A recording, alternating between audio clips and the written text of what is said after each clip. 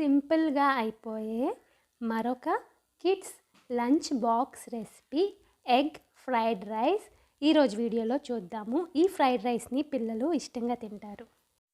అందరికీ తెలిసిందే, fried rice అంటే ముందుగానే రైస్ని ప్రిపేర్ చేసుకొని పెట్టుకోవాలి.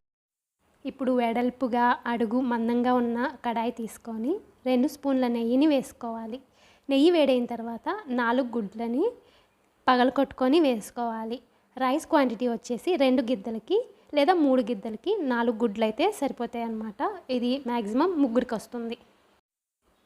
ఫ్లేమ్ని హైలో పెట్టుకొని కలుపుకుంటా గుడ్లు మరీ స్మాష్ చేసుకోకుండా లైట్గా స్మాష్ చేసుకొని ఇలా వేయించుకోవాలి. ఇవి వేగిన తర్వాత ఇందులోకి గుడ్లకి సరిపడా ఉప్పు, అలాగే 1/2 టీ స్పూన్ మిరియాల పొడి వేసుకొని మరొక నిమిషం కలుపుకొని ఇంకొక ప్లేట్లోకి తీసుకోవాలి. గుడ్లు హై ఫ్లేమ్లో పెట్టి వేయించుకోవడం వల్ల సాఫ్ట్గా ఉంటాయన్నమాట.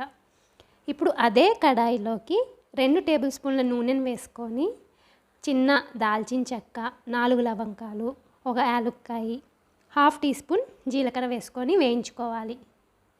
ఇందులోనే 4 పచ్చిమిరపకాయలు చీలికలుగా కట్ చేసుకొని వేసుకోవాలి. 2 చిన్నులపాయ గబ్బాలు పొట్టు వేల్చుకొని చిన్న ముక్కలుగా కట్ చేసుకొని వేసుకోవాలి. ఇప్పుడు పచ్చిమిరపకాయలు బాగా వేయించుకోవాలన్నమాట.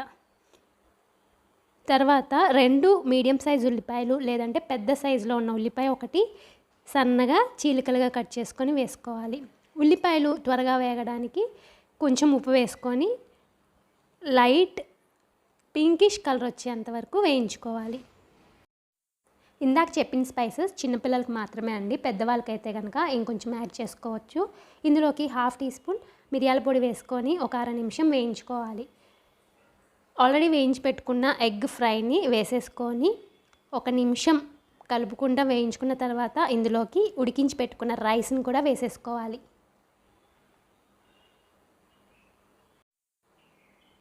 పచ్చిమిరపకాయలు కారాన్ని బట్టి చూసుకొని వేసుకోండి. ఇప్పుడు రైస్కి సరిపడా ఉప్పు వేసుకొని అంతా ఒకసారి బాగా కలుపుకోవాలి.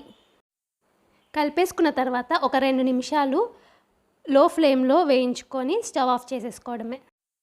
మీకు నచ్చితే మీ పిల్లలు తింటారనుకుంటే కనుక ఇందులోకి కొత్తిమీర కూడా యాడ్ చేసుకోవచ్చు. ఇది ఈరోజు కిడ్స్ లంచ్ బాక్స్ రెసిపీ. నచ్చితే కనుక లైక్ చేయండి, షేర్ చేయండి. అందరూ మెచ్చే వంటని సబ్స్క్రైబ్ చేసుకోండి.